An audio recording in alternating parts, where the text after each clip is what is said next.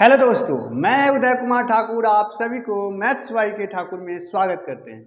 कैसे हैं आप लोग? आशा करते हैं ठीक ही होंगे, मज़े में होंगे, शानदार होंगे, जानदार होंगे। तो दोस्तों, जैसा कि अभी आप लोग जान रहे हैं कि अभी जो है हम लोग बिहार पुलिस का जो है बिहार पुलिस कांस्टेबल का जो है प्रैक्टिस सेट कर रहे हैं, जिसमें हम आपको मैथ के क्वेश्चन का जो है बिल्कुल परीक्षा पैटर्न पे हूबहू जो है क्वेश्चन कराएंगे और उतना ही क्वेश्चन जितना कि पूछता है, ठीक है ना। और वही क्वेश्चन जो कि पूछता है। तो ये जो है टेस्ट सीरीज 3 है। इससे पहले मैं आप लोगों को 2 वीडियो करा चुका हूं, तो अगर आपने वीडियो नहीं देखा है तो प्लेलिस्ट बना हुआ है, चैनल पे जाके उसे देख सकते हैं, ठीक है। और जो लोग बिहार दरोगा का प्रिपरेशन करते हैं वो भी इस वीडियो को देखेंगे, देख सकते हैं, उनको भी बहुत ये हेल्पफुल रहेगा वीडियो। तो चलिए बिना टाइम लॉस किए हुए जो है वीडियो को शुरू करते हैं। तो यदि आप चैनल पे आज नए हैं तो प्लीज़ जो है चैनल को सब्सक्राइब करके जो है बेल आइकन को दबा लीजिएगा, जिससे कि हर वीडियो का नोटिफिकेशन आप तक पहुंचता रहे।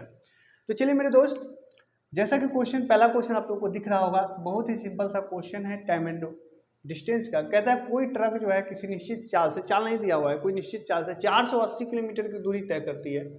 यदि चाल जो है 8 किलोमीटर प्रति घंटा की कमी होती है तो ट्रक को उसी दूरी को तय करने में 2 घंटा अधिक समय लगता है। तो इसकी मूल चाल क्या हो? मूल चाल का 50% ज्ञात करें, ठीक है ना। यानी कि ये जो भी ऑप्शन दिया हुआ है मूल चाल का 50% मतलब कि आधा। तो देखिए मेरे दोस्त, समय बराबर होता है दूरी बटा चाल। समय बराबर होता है दूरी बटा चाल। तो 480 किलोमीटर दूरी है, तो 480। अब मूल चाल को जो है हम चाल को मान लेते हैं x। चाल बराबर हमने मान लिया x किलोमीटर प्रति घंटा, ठीक है ना। तो ये 480 बटा x हो गया। अब जब चाल कम करेंगे तो समय ज़्यादा लगेगा, तो माइनस 480 अब माइनस चाल को कितना कम किया गया 80, यानी कि x माइनस 8। तो समय कितना अधिक लग जाता है 2 घंटा। बस अभी क्या इसको बनाने जाएंगे? नहीं, बनाने की कोई ज़रूरत नहीं है। क्वाड्रेटिक इक्वेशन बनाइए, फिर उसको जो है फैक्टराइज कीजिए, इतना झमेला नहीं करना है। अब आपके पास ऑप्शन है तो ऑप्शन रख करके आप आसानी से कर सकते हो। ध्यान रखिए कि ये जो ऑप्शन दिया हुआ है ना वो चाल का 50% दिया हुआ है, यानी कि जब आप ऑप्शन पे रखेंगे तो दुगना कर दो। जैसे अगर आप पहला ऑप्शन सोचते हैं तो 20 का दुगना होगा 40। तो जब 40 रखोगे तो एक लड्डू 12 48, यहाँ से 12 निकल के आएगा। यहाँ जब 40 रखोगे तो 40 में से 8 जाएगा तो 32 हो जाएगा। तो ये 480 बटा 32, 16 दूना 32 और 16 3 48, यहाँ से हो जाएगा 15। तो भैया ये तो हुआ नहीं, ठीक है ना, ये तो हुआ नहीं, समझ रहे हो ना। 40 कुछ गड़बड़ है। 40 12 48, तो ये तो फॉल्स हो गया, ये नहीं हुआ, ठीक है ना, माइनस में आ जाएगा ये तो ये नहीं हुआ। अगला ऑप्शन देखिए, तो ये 24 जब रखेंगे तो 24 दूना होता है 48, यानी यहाँ से 20 होगा। यहाँ जब करेंगे तो 24 माइनस 8, 24 में से 8 जाएगा तो कितना हो जाएगा 16, राइट, हाँ 16 होगा। तो 480 बटा 16 करेंगे तो 16 तिया 48, 30 कुछ गड़बड़ हो रही है। 480 बटा हम अगर यहाँ पे रखते हैं 40, ठीक है ना, कुछ गड़बड़ किए हैं। 24 की जगह पर हमको 24 नहीं 48 रखना है, क्योंकि ये 50% है तो 48 रखना है। तो 48 जब रखेंगे तो ये 48 से 48 480 10 दफ़े कटेगा। अब माइनस यहाँ जब 48 रखेंगे तो 48 में से 8 हो जाएगा तो 40 हो जाएगा। तो ये 480 बटा जब 40 होगा तो एक लड्डू से एक लड्डू 12 48 और 10 माइनस 12, मतलब ये उल्टा साइड लिखा गया है। तो ये अंतर यहाँ कितना का आ गया? 2 का आया। कितना का आ गया जी? 2 का। तो ये 24 वाला ही जो है हमारा आंसर क्या हो गया? सही हो गया, ठीक है।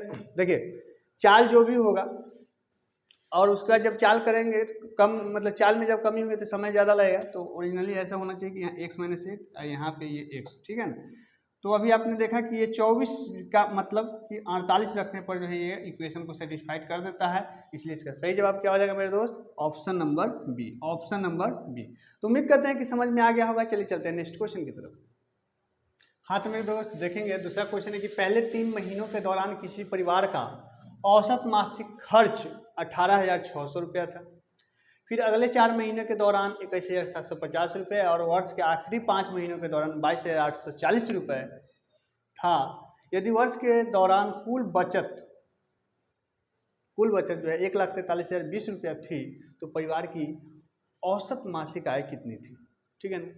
देखिए बहुत ही प्यारा क्वेश्चन है, थोड़ी सी कैलकुलेटिव, थोड़ा सा लंबा जाएगा लेकिन अच्छा क्वेश्चन। देखिए सबसे पहले अगर हम निकालना चाहें कि ये जो हमको दिया हुआ है कि खर्च, तो कुल खर्च कितना हो जाएगा। देखिए कुल खर्च अगर हम निकालना चाहें तो 3 महीने के लिए जो है 3 महीना का औसत खर्च रहा है कितना 18,600, तो इसलिए 3 गुने 18,600 हो गया, प्लस फिर 4 महीने के लिए हुआ कितना 21,750, 21,750, और फिर प्लस और वर्ष के अंतिम 5, 4 3 7 हो गया तो 5 महीने, 5 महीने के लिए रहा फिर कितना 22,840, 22,840, ये टोटल खर्च है 1 साल का। ठीक है मेरे दोस्त, अब जब इसको गुना करेंगे तो 6 18 हासिल 1, 8 24 25 5 हासिल 2 और 3 2 5। ठीक है, गुना उना मिस्टेक हो तो बोलिएगा, ठीक है ना। 6 18 18 3 54 1 55, बिल्कुल ठीक है। अब ये देखिए 5 1 20 के 0 हासिल 2, 7 1 28 2 30 हासिल 3, 4 1 4 और 3 7 और 4 2 8, ये ऊपर 87,000 हो गया। ठीक है, ठीक है ना। और ये जो है आपको अब ये जब कीजिए 5 1 20 के 0 हासिल 2, 8 5 40 2 42 के 2 हासिल 4, 5 9 10 14 4 हासिल 1, 5 9 10 1 11, और ये तो इस प्रकार से हमने देखा। जब जोड़िएगा तो double laddoo double laddoo double laddoo तो सब में है, तो ये डबल लड्डू आ गया। उसके बाद तीसरा अंक 2 है, यहाँ 0 है और यहाँ 8 है, तो 8 2 10 के 0 हासिल 1, तो 4 हासिल 1 हुआ ना, तो 4 1 5 करते हैं, 5 7 5 12 और 12 5 17 के 7 हासिल 1 और 1 2 8 2 10 के 0, मतलब 8 2 10 और 10 और 5 15 के 5 हासिल 1 और 1 2, यानी कि 2,57,000 जो है क्या हो जाता है, टोटल खर्च हो जाता है। उसके बाद कुल बचत कितना है ना। तो कुल आय अगर निकालना चाहे, कुल आय, तो कुल आय बराबर हो जाएगा क्या, खर्च प्लस बचत। तो खर्च हो गया भाई 2,57,000 और बचत हो रहा है 1,43,020, 1,43,020। तो जब इसको जोड़िएगा तो 20, ये 0 है ना, 3 7 10 के 0 हासिल 1, और ये 4 5 4 9, 1 10 के 0 हासिल 1, 2 3 1 4, 4,20,000 आ गया। कितना आ गया, 4,20,000। तो अब हमसे पूछ रहा है कि मासिक, औसत मासिक आय बताइए। तो 1 साल में 12 महीना होता है, 12 से भाग देना है, तो औसत आय बराबर कितना हो जाएगा, औसत आय बराबर हो गया आपको 4,20,000 अब बटा कितना 12, काटिए 12 दूना 24, 12 तिहाई 36, ठीक है ना, 12 तिहाई 36 हुआ, 4 बचा, 4 0, फिर 12 तिहाई 36, फिर 4 0, फिर 12 तिहाई 36, अब 4 2 हो गया, तो फिर 12 तिहाई 36 ही, अब 6 0, तो 12 बचे 60, यानी कितना आ गया 3 3 3 3 5, यानी कि 33,335 रुपया, 33,335, जो कि है ऑप्शन नंबर डी, 33,335 इस क्वेश्चन का बिल्कुल सही जवाब हो जाएगा। तो उम्मीद करते कि समझ गए होंगे, थोड़ा सा लेंदी मतलब गुना भाग था, लेकिन आसान सा क्वेश्चन था। तो चलिए चलते हैं अब नेक्स्ट क्वेश्चन की तरफ। हाँ तो दोस्तों देखेंगे, तीसरा क्वेश्चन है, कहता है कि किसी वस्तु को 8,579 रुपये में बेचने के बाद प्राप्त लाभ जो है वस्तु को 6,341 रुपये में बेचने के बाद हुई हानि की बराबर है। देखिए, जब एक ही वस्तु को मतलब ए रुपया में बेचने से उतना ही का लाभ हो रहा है जितना कि बी रुपये में बेचने से हानि हो रहा है, मतलब लाभ और हानि बराबर दिया हुआ हो और विक्रय मूल्य जब अलग अलग हो, तो उसमें क्रय मूल्य निकालने का फॉर्मूला होता है कि दोनों को जोड़ दीजिए बटा 2 कर दीजिए, है ना। तो क्रय मूल्य हो जाएगा आपको 8,5,7,9 और प्लस 6,3,4,1 अब बटा 2। जब इसको जोड़िएगा तो 9 1 10 के 0 हासिल 1, 7 4 11 के 12 के 2 हासिल 1, 5 3 8 1 9, 8 6 14 अब बटा 2, 7 दूना 14, 4 दूना 8, 6 दूना 12, यानी कि 7,460 रुपया जो है उस वस्तु का जो है क्रय मूल्य निकल गया। अब हमसे पूछा है कि लाभ प्रतिशत क्या है, तो लाभ प्रतिशत मतलब इस केस की बात कर रहा है।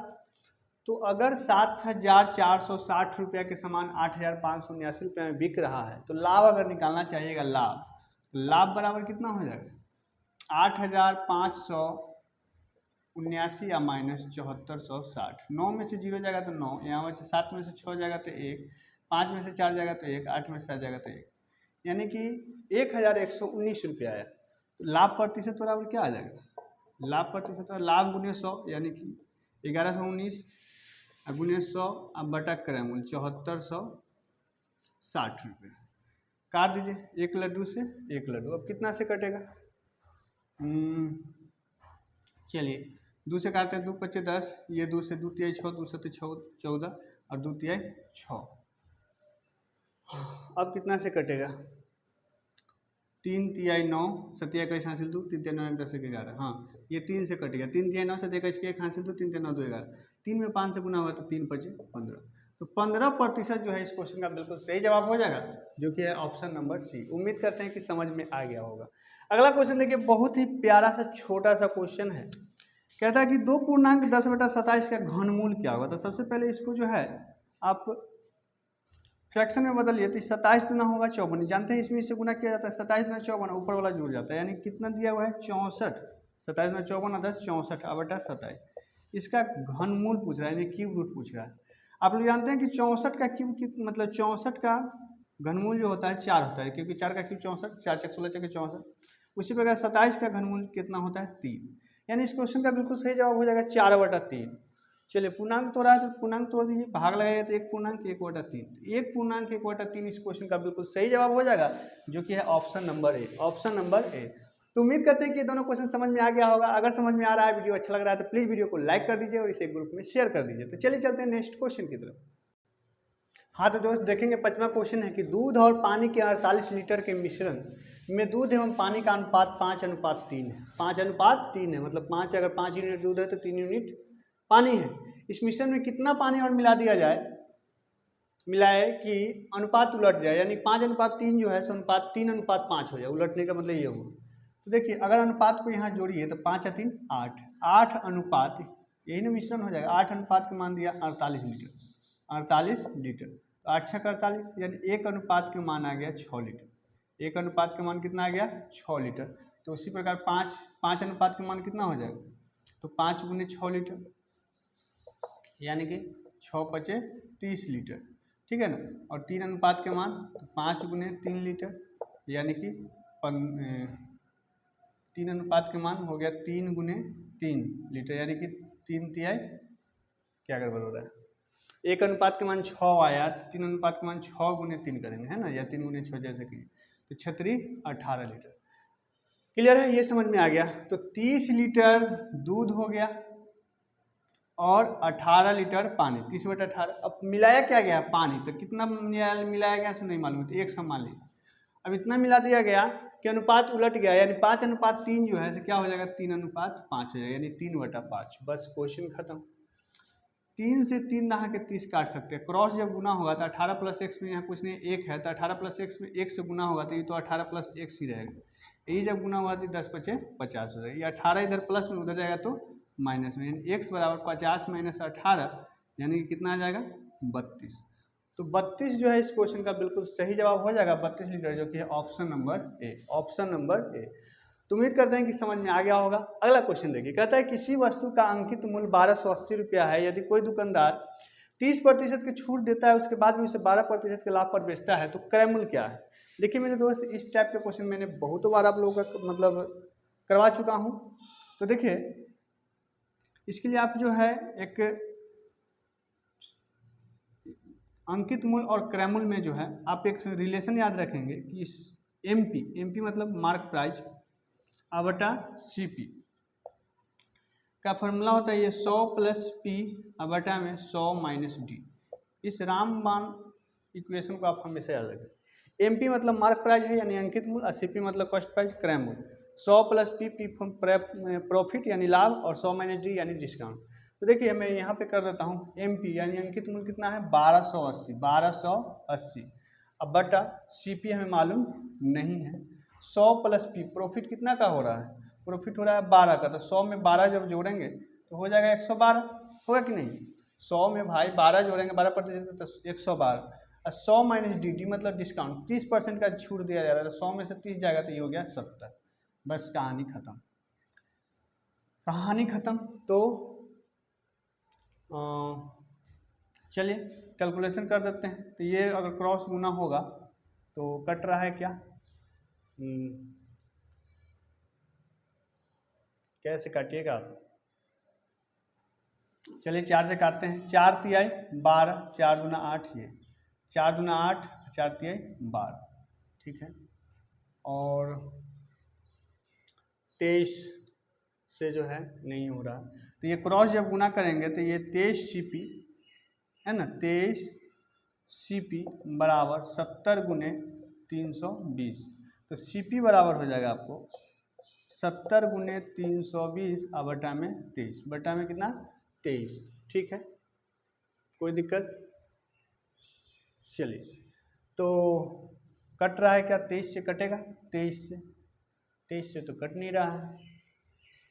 23 एक 7 दूनी 9, 23 से तो नहीं कट रहा है। किसी वस्तु का अंकित मूल्य 1280 रुपया है, रख दीजिए 1280 रुपये। यदि कोई दुकानदार 30% के छूट देने के बाद भी जो है वस्तु का जो है 12% लाभ पर बेचता है, तो वस्तु का क्रय मूल्य क्या? 12% लाभ यानी कि 112 हो गया, और डिस्काउंट जो है यानी कि 100 में 30 गया 70 हो गया। तो सब कुछ तो ठीक है, तो ये कट नहीं रहा है, तो यानी कि कुछ ना कुछ क्वेश्चन में फॉल्ट है। ठीक है ना, उम्मीद करते हैं कि कॉन्सेप्ट समझ गए होंगे। अब जो आएगा सो इसका जो है आंसर हो जाएगा। तो चलिए चलते हैं हम लोग नेक्स्ट क्वेश्चन की तरफ। हाँ तो दोस्त देखिए, थोड़ा सा ये काटने में मिस्टेक है। यहाँ जो हम लोग 4 से काटे थे, 4 दूना 8 हो गया, तो बचा 3 32, तो 4 8 32 होगा ना। तो ये हो गया आपको, अब जब क्रॉस गुना होगा तो ये हो जाएगा आपको 28 CP 70 गुने 320। ठीक है ना, तो यहाँ पे आएगा 28। अब जब काटोगे तो 14 पचे 70 और 14 दूना 28 और 2 से ये 160 और 16 पचे 80, यानी सही जवाब कितना हो जाएगा? 800। तो 800 इस क्वेश्चन का बिल्कुल सही जवाब हो जाएगा, जो कि option number B, option number B. ठीक है, तो उम्मीद करते हैं कि समझ में आ गया होगा। चलिए चलते हैं नेक्स्ट क्वेश्चन की तरफ।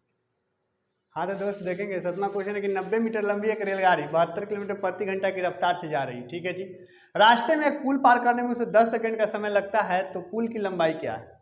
पुल की लंबाई यानी कि आपसे एक प्रकार से पूछा है दूरी, तो दूरी बराबर क्या होता है? दूरी बराबर होता है, या ऐसे हम समझ लेते हैं कि समय बराबर ही ले लेते हैं, समय बराबर दूरी बटा 4। तो समय कितना लगा है? 10 सेकंड, 10 सेकंड।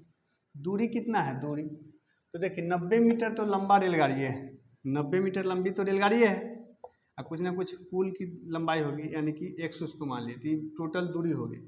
इसको पार करने में चाल कितना है? 72। तो देखिए इस सेकंड में है, इस मीटर में है, तो इसको भी आपको बदलना होगा मीटर प्रति सेकंड में। तो किलोमीटर प्रति घंटा को मीटर प्रति सेकंड में बदलने के लिए 5/18 से जो है गुना करना होता है। ठीक है, तो ये हो गया 18 चक 72, 5 चौके हो गया 20, 20 में 10 से जब गुना करेंगे तो 20 दाएँ के हो गया 200, अब बराबर में 90 या प्लस कितना? x। 90 इधर आएगा तो x बराबर हो गया 200 और माइनस 90, तो 200 में से 90 जाएगा, कितना हो जाएगा मेरे दोस्त? 110।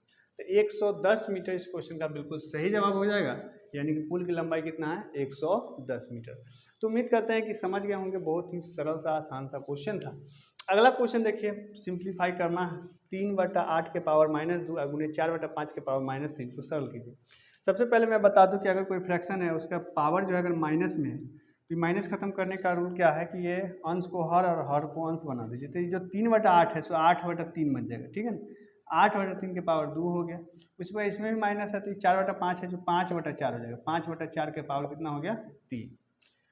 ठीक है, अब अगर इसको एक्सपेंड करोगे तो ये हो जाएगा 8/3 गुने 8/3, इसका 2 बार, इसका 3 बार, 5/4 गुने 5/4 गुने 5/4। ठीक है, अब देखिए ये 4 से 4 दूना 8 कैंसिल हो गया, फिर 4 से 4 दूना 8 कैंसिल हो गया, ये 2 दूना 4 से ये 4 कैंसिल हो गया, तो ऊपर बच गया ये तीनों 5, 5 पचे 25 पचे 125, और नीचे बचे ये 3 गुने 3, 3 तिहाई 9, तो 125/9 जो है इस क्वेश्चन का बिल्कुल सही जवाब हो जाएगा, जो कि है option number D, option number D. तो उम्मीद करते हैं कि बहुत ही अच्छी तरीके से ये दोनों क्वेश्चन समझ में आ गया होगा। तो चलिए चलते हैं नेक्स्ट क्वेश्चन की तरफ। हाँ तो दोस्तों देखेंगे, अगला क्वेश्चन है कि 5 के पावर 4 गुने 5 के पावर 8 में निम्नलिखित में से किसके मान बराबर होगा। देखिए ये बहुत ही सिंपल सा बेसिक का चीज़ है कि आप जानते हैं कि जब बेस सेम हो और पावर डिफरेंट हो और गुना रहे तो पावर जुट जाता है, भाग में पावर घट जाता है। तो यहाँ 5 के पावर क्या हो जाएगा? 4 + 8, 4 + 8 यानी 8 4 12, यानी 5 के पावर 12 जो है इस क्वेश्चन का बिल्कुल सही जवाब हो जाएगा, जो कि ऑप्शन नंबर बी। बहुत ही सिंपल सा क्वेश्चन। अगला क्वेश्चन देखिए, बहुत मजेदार क्वेश्चन है। कहता है एक स्टीमर नदी के धारा के दिशा में 2 बंदरगाहों के बीच की दूरी 4 घंटे में तय करता है। ठीक है ना, मान लीजिए कि एक यहाँ है और एक यहाँ है, तो 4 घंटा में जाता है धारा के दिशा में। ठीक है ना, धारा इस दिशा में तो 4 घंटा में जाता है। जबकि वही दूरी धारा के विपरीत दिशा में उधर से जब आता है तो 5 घंटे में तय करता है। यदि धारा की गति दे दिया कि 2 किलोमीटर प्रति घंटा है तो दोनों बंदरगाहों के बीच की दूरी क्या है, बीच की दूरी हमसे पूछा है, ठीक है ना।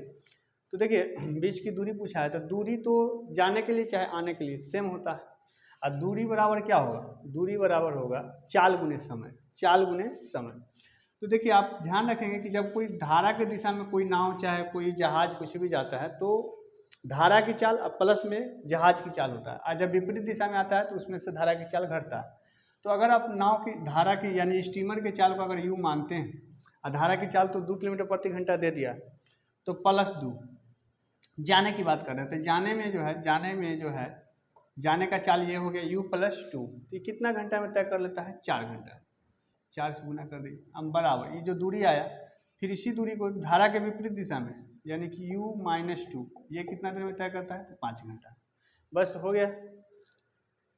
यहाँ से देखेंगे तो ये हो गया 4u + 4 दूना 8 अब बराबर ये 5u -5 दूना 10, तो ये जाएगा उधर तो ये u बचेगा, ये 18, यानी यहाँ से आपने देखा कि u का मान कितना गया मेरे दोस्त, 18, ये 18 किलोमीटर प्रति घंटा, ठीक है ना।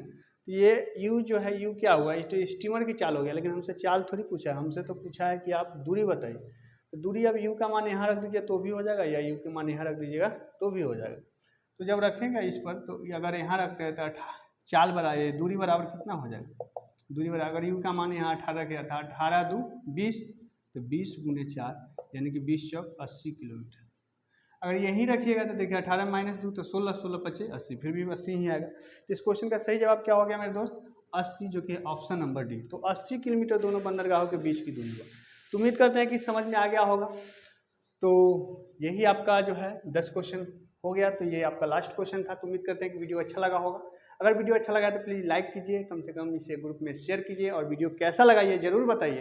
और यदि अभी तक आपने मेरे चैनल को सब्सक्राइब नहीं किया तो सबसे पहले चैनल को सब्सक्राइब करके बेल आइकन को दबा लीजिए, ठीक है मेरे दोस्त। तो मिलते हैं एक नए वीडियो में, तब तक के लिए जय हिंद।